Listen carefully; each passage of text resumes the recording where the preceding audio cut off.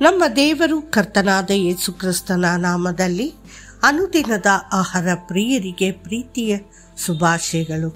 2025 March ತಿಂಗಳ 2ನೇ ತಾರೀಕಿನ ಭಾನುವಾರದ ವಾಕ್ಯವು ಆರೋಗ್ಯ ಮತ್ತು ಶಾಂತಿ.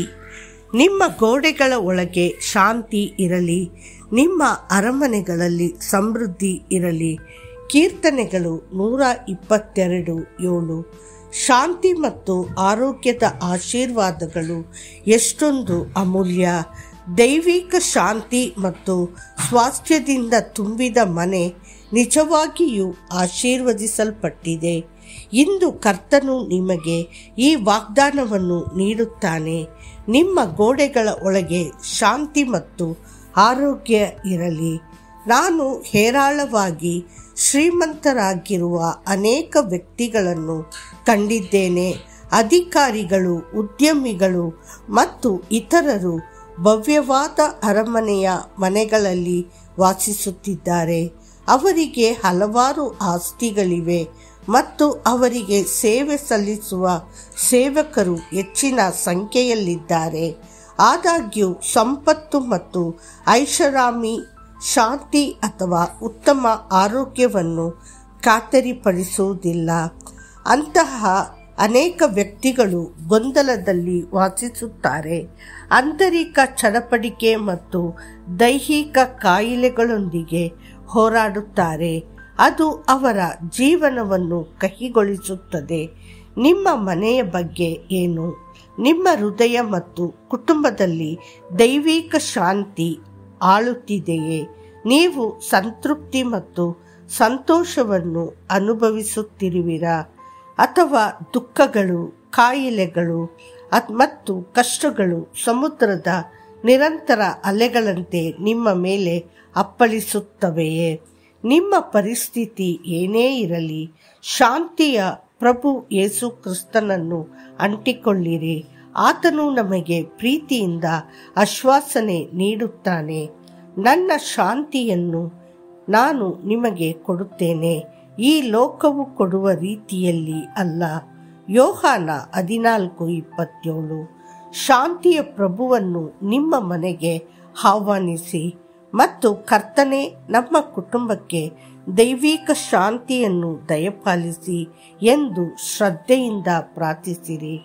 ಕರ್ತನಾದ ಯೇಸುವಿನ ಶಿಲುಬೆಗೇರಿಸಿದ ನಂತರ ಶಿಷ್ಯರು ಭಯ ಮತ್ತು ಅನಿಶ್ಚಿತತೆಯಿಂದ ಆವರಿಸಲ್ಪಟ್ಟಾಗ, ಆದರೆ ಪುನರುತ್ಥಾನಗೊಂಡ ಕರ್ತನು ಅವರ ಬೀಗ ಹಾಕಿದ ಕೋಣೆಯೊಳಗೆ ಪ್ರವೇಶಿಸಿದಾಗ ಅವರಿಗೆ ಅವನ ಮೊದಲ ಮಾತುಗಳು, ನಿಮಗೆ ಶಾಂತಿ ಸಿಗಲಿ. ಯೋಹಾನ 20:19. ಅದೇ ಕರುಣಾಳು ಮತ್ತು ಬದಲಾಗದ ಕರ್ತನು ಇಂದು ನಿಮಗೆ ತನ್ನ ಶಾಂತಿಯನ್ನು ನೀಡುತ್ತಾನೆ. ಸತ್ಯವೇದವು ಘೋಷಿಸುತ್ತದೆ, ಆತನು ನಿಮ್ಮ ಗಡಿಗಳಲ್ಲಿ ಶಾಂತಿಯನ್ನು ಸ್ಥಾಪಿಸುತ್ತಾನೆ ಮತ್ತು ಅತ್ಯುತ್ತಮವಾದ ಗೋಧಿಯಿಂದ ನಿಮ್ಮನ್ನು ತುಂಬಿಸುತ್ತಾನೆ.